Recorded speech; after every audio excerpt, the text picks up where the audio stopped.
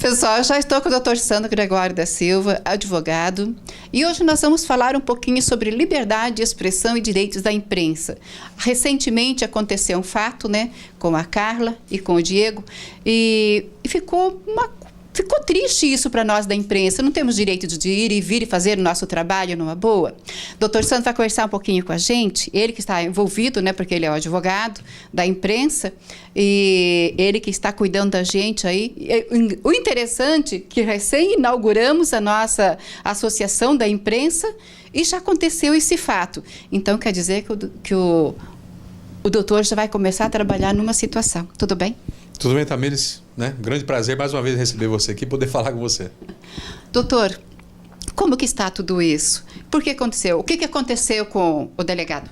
Na verdade é o seguinte, a imprensa de Moarama é sempre muito atuante. Nós temos hoje uma diversificação muito grande, né, de imprensa aqui em Moarama, de tipos de imprensa. Tem a televisão, a Kaiowá que trabalha muito fortemente. Tem os sites, né, os blogs novos que entraram no mercado, que é uma imprensa nova, mas muito atuante, em parceria com as redes sociais, que te informam o tempo todo. Você vê aí empresas como a Veja, por exemplo, que praticamente trabalha o tempo todo na internet, nas redes sociais. Então, são mídias novas e efetivamente faz um trabalho fundamental aqui para a cidade de Moarama, né? Existe aqui uma relação muito boa entre as forças de segurança do município, com a Guarda Municipal, Polícia Civil e Polícia Militar, com a imprensa de Moarama. Ainda é uma parceria muito sólida e importante para a nossa cidade. Mas efetivamente aconteceu um caso diferente, que foi um delegado que veio de outra cidade e teve uma situação num evento grande aqui, numa festa, né? Acredito que seja Odontovete, e lá aconteceu algumas coisas que vieram dar um desdobramento na delegacia aqui de Moarama. Bom, primeiro lá houve uma situação com a Flávia, do Moarama News, né?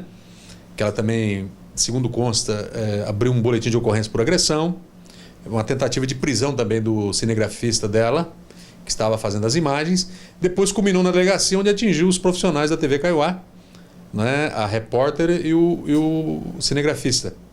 Então foi, de fato, uma tentativa de tolher o trabalho da imprensa. As pessoas, na verdade, a imprensa respeita as autoridades. Nesse caso não foi diferente, né? Tanto com relação aos profissionais da TV Kaiowá.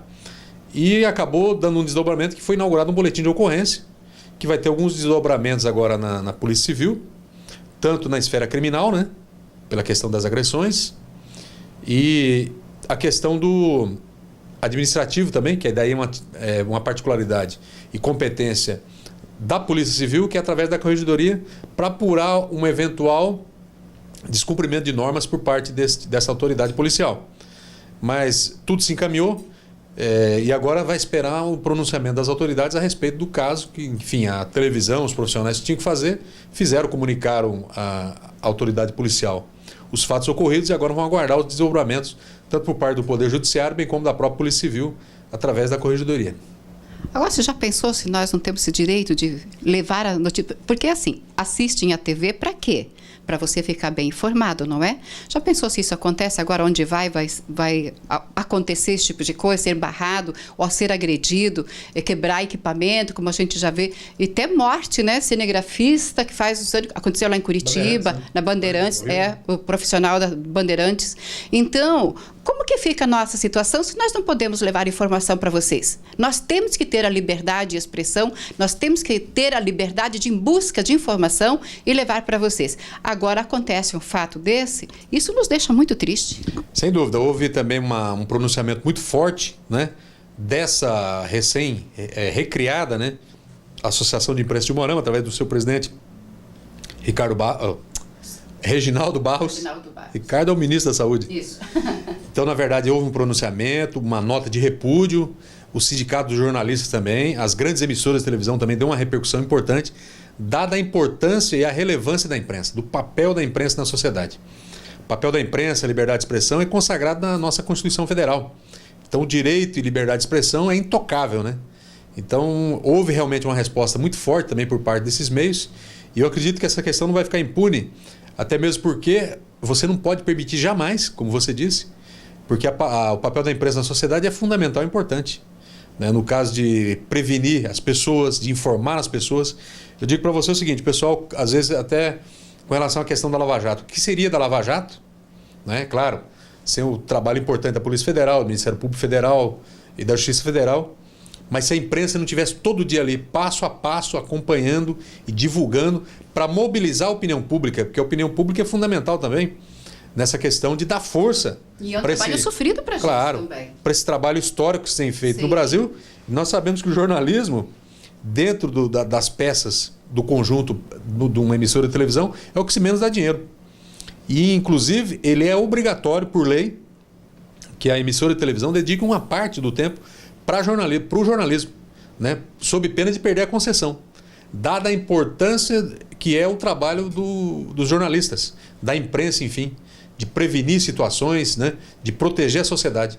Então, jamais pode ser tocada a imprensa no seu direito de prestar um serviço, de fazer o seu trabalho, de filmar, de levar informações à população. Porque muita gente fala assim, chegou ali a repórter, ele está dando a notícia dela, né? O cameraman está lá filmando, bonitinho, mas você não sabe, às vezes estão aí o dia inteiro em busca de uma notícia longe, estão com fome, estão com calor, tudo isso acontece, mas vocês pegam só aquele minutinho lá, 2, 3 minutinhos da notícia, que às vezes fica o dia inteiro em busca de uma notícia, como acontece a Lava Jato, eu acompanhando a repórter falando numa entrevista, nossa gente, você fica estarrecido de saber o que acontece com todos esses repórteres os grandes canais, como a Rede Globo que passa, a Globo News também, a Rede Bandeirantes e tudo. Então, a gente sabe que os repórteres e tanto os câmeras também é bastante sofrido, mas sempre em busca de notícia, deixando vocês de casa sempre bem informados. Faça chuva, faça sol. Às vezes até debaixo de chuva. É verdade. A imprensa é um sacrifício, não é da área de entretenimento das que mais valorizam, às vezes, os profissionais. E é um sacrifício para as emissoras de televisão e para os profissionais, que fazem muitas vezes isso por paixão, né? Por amor à profissão, né? Eu digo até que é uma vocação mesmo das pessoas que trabalham com isso, buscando informações. E essa informação chega lá na casa das pessoas e com isso faz com que as próprias pessoas possam se prevenir. Vou dar um exemplo para você dos programas policiais, por exemplo. Então, quando se tem um crime repetido, muito repetido as circunstâncias de alguns fatos muito parecidos, a imprensa leva isso para a população e a própria população começa a se prevenir com relação a locais, horários, tipo, às vezes, do criminoso. Esses matadores em série mesmo, que infelizmente nós tivemos aqui em Maringá um caso, tem um famoso em Goiânia, sem contar esses de São Paulo, né? Que quantas pessoas talvez não foram assassinadas porque a imprensa levou a conhecimento que existia esse tipo de marginal, esse tipo de assassino com esse perfil, né, para que as pessoas, as mulheres efetivamente, tomassem mais cuidados. E algumas, com certeza, infelizmente, perderam a vida, mas eu acredito que o trabalho da imprensa pode ter evitado a morte de tantas outras. Né? Isso, porque dá um alerta no perfil, no modus operandi, como é que ele pratica esse crime. Então, você vê o tamanho, o quanto é fundamental o papel da imprensa para a nossa população. E o Moarama tem uma imprensa incansável, né? São sites com notícias o tempo todo. O programa Tatu na TV, Eduardo Melo, o seu programa que faz um jornalismo também um pouco diferente, mas não menos importante, mas enfim. Sempre levando informação. Exatamente, produzindo informação para as pessoas, né? Então, esse tipo de trabalho tem que ser prestigiado, tem que ser respeitado. E eu digo para você com segurança que as autoridades aqui de Moarama sempre respeitou a imprensa aqui de Moarama e a gente acompanha. Graças a Deus. Nesse perfil das autoridades, respeitar essa parceria que é feita entre as forças de segurança e a imprensa aqui de Moarama. Então, isso jamais pode ser maculado, né? Inclusive por terceiros que nem fazem parte dessa relação. Você já pensou, doutor Sandro, se a Polícia Civil, Polícia Militar fosse tratar a imprensa de Moarama desse jeito? Ou até mesmo a imprensa, o pessoal de fora? Então, eles são muito educados. Sem dúvida, existe uma parceria muito grande, intensa, né, dos delegados aqui, dos comandantes da Polícia Militar, do comandante do Corpo Bombeiro, do pessoal da Guarda Municipal, nessa parceria com a imprensa aqui de Moarama, que sabe do papel fundamental e do trabalho de respeito que fazem, né? Inclusive de responsabilidade. Você pode observar que não existe sensacionalismo com relação à questão dos programas, mesmo os programas policiais, com relação ao trabalho da polícia aqui, ou mesmo da atividade criminosa que tem na nossa cidade. Então, eu acho que é uma parceria que tem que ser mantida e esse respeito tem que ser continuado.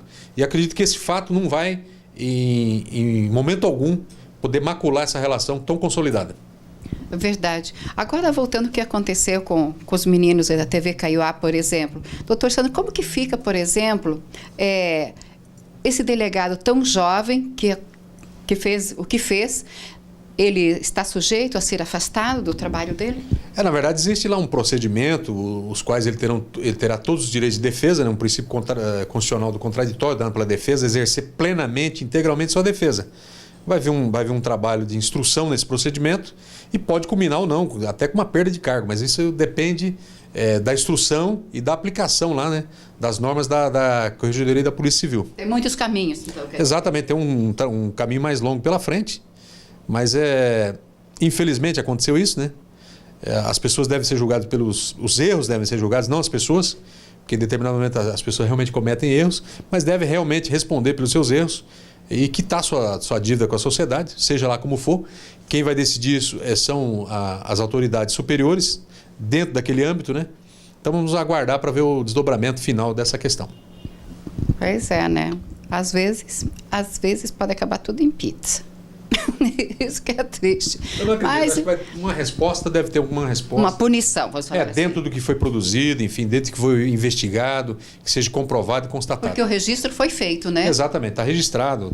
Existem os delegados aí, chefes que estão comandando. Tem um órgão especial da própria Corregedoria em Maringá, inclusive já veio e ouviu as pessoas aí envolvidas, né? E vão dar sequência nesse trabalho. Acredito que vai ter uma resposta dentro daquilo que é previsto pela legislação. Eu acho que o delegado, seja quem for, que age dessa forma, porque deve alguma coisa. Quem não deve, não teme. Simplesmente dá entrevista, fala da situação e pronto. Não ficar aí agredindo, né, os profissionais. Com certeza, né? As pessoas têm que ser, independente se for de imprensa ou não, tem que serem respeitadas, né? Bem tratadas. Todo mundo gosta de respeito. E se tiver em razão do seu trabalho também, mais respeitado ainda, porque as pessoas estavam lá trabalhando, né? Na esfera política, por exemplo, o que precisa mais aparecer, hein? Porque quando você acha que acabou, que, né, está encerrado, não. Algo novo aparece. O que me preocupa é o seguinte, essa situação que ele está cicatrizando no Brasil. Quando você falava de um ministro, lá no começo, atrás, há cerca de 2, 3 anos atrás, o ministro está envolvido, foi citado de delação, que ele causava um alvoroço muito grande. Hoje já se tornou uma coisa quase que natural. Entendeu? Isso preocupa muito a gente, porque parece que está se acostumando. A gente, numa visão mais ampla, parece que também a própria prisão, aceitar a prisão por 6 meses, 1 ano, também parece que já tornou uma coisa natural. Sim. Tanto tem alguns já se antecipando, né, em produzir provas. Você vê a questão do do Joesley Batista, sim, que fez a produção antecipada para poder ficar livre, viajar para fora do Brasil na semana seguinte. Você vê esse governador do Mato Grosso, que ele já vinha produzindo as provas com antecedência. Parece que no inconsciente dessas pessoas já existe a ideia de que vai cumprir parte de uma pena, ou que vai ser descoberto de qualquer forma. Então isso é preocupante num país do porte do Brasil, né? Um continente. Você vê um condenado fazendo campanha presidencial, condenado em primeira instância, mas é um condenado, né? Viajando pelo Brasil. Até vi um vídeo outro dia na internet que as pessoas não deixaram ele nem falar. Não. Foi chamado de ladrão, enfim. Então você vê que para um país é muito vergonhoso uma situação dessa, né? Então parece que não existe uma resignação do próprio político de entender que precisa de mudança, que eles precisam mudar. E aí tem essa questão da reforma política, que você vê que o direcionamento da reforma política tem um único objetivo: reeleger as pessoas que já estão no poder, que cometeram erros e não aceitam que cometeram erros, né? Vou dizer que o bandido mais violento no Rio de Janeiro, no Rio, qualquer lugar do Brasil, não vamos discriminar o Rio de Janeiro. Ele chega para você está com o celular na mão, ele fala, perdeu. E aí ele é tão egoísta, né? Pode se comparar a um psicopata, que ele acha que aquele celular pertence para ele, que você perdeu. E o político da mesma forma.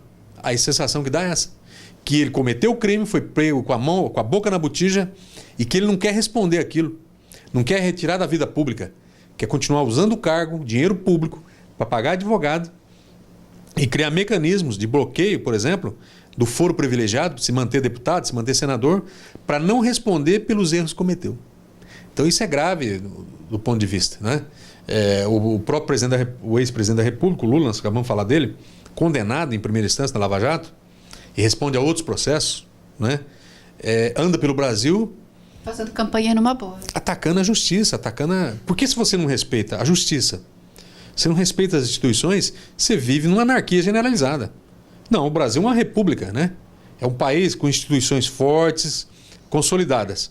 Agora, se o juiz julgou sem provas, você tem que trabalhar dentro do âmbito do processo. Você tem que questionar no recurso, não publicamente atacando o juiz, atacando a decisão do juiz, né?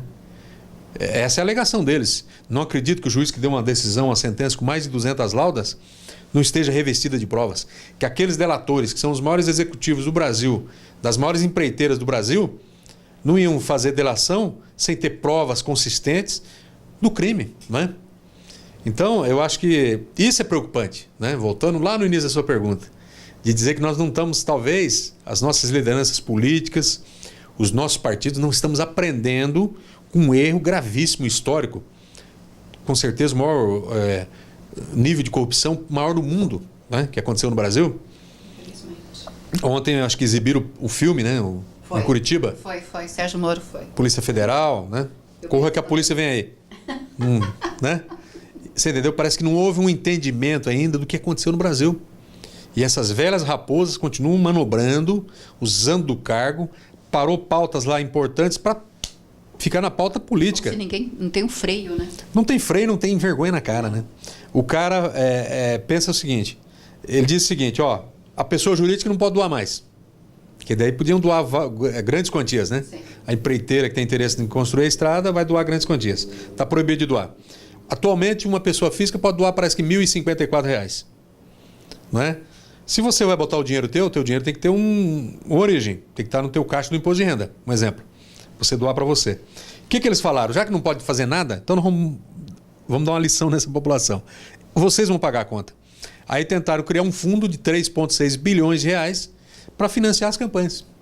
Eu estava verificando outro dia, tinha uma pessoa convocando as pessoas para ir fazer a biometria, para ter o direito ao voto. Mas em nenhum momento ele disse sobre a importância do voto. Que você deveria ir lá substituir o título para exercer o direito de cidadão. Exercer a cidadania. Não, ele falou, se você perder o título, você não pode fazer concurso público, você não pode ter acesso à Bolsa Família, etc. Uma série de coisas. Menos o mais importante, que é você decidir quem que vai gerir os recursos. Porque se você está com um computador ligado, está consumindo energia, tem ICMS, tem PIS, tem CONFINS, você está pagando imposto. A pessoa que tem uma energia, que toma banho num chuveiro elétrico, mais simples que seja, está pagando tributo. E quem gerencia esse recurso? São as pessoas que você coloca lá.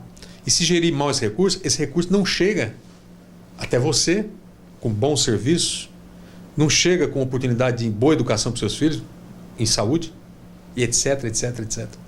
Então é hora do eleitor também se conscientizar, Tamires, e assumir a responsabilidade. Essa que é a verdade. Gente, dá a impressão que a gente vive numa terra sem lei, né? Sem lei. Essa que é a verdade. O papo tá bom, né? Gostoso, né?